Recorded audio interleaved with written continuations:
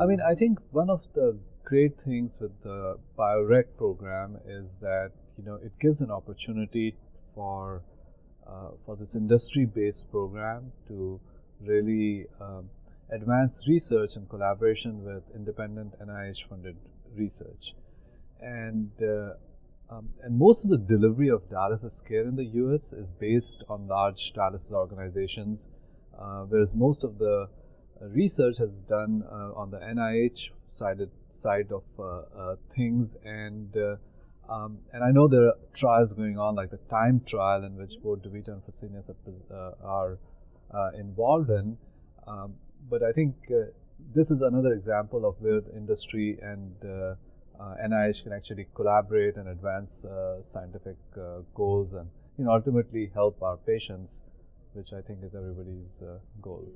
Is this this whole notion of personalized medicine, right? So there's this whole initiative of personalized medicine, and genomics, metabolomics are all part of it. And how does it really apply to dialysis patients, right?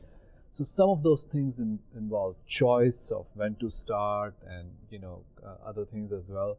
But I think uremia and management of uremia is also part of it too. And as we find these substances, we'll find that not all of them can be removed by dialysis, right? Because it's not the dialysis machine may not be able to remove all of them. Some of them may require therapies to actually decrease the amount of toxin that is being produced, right? But you have to know the toxin before you try to decrease it, right? The others might actually require maybe enhanced removal by specialized techniques.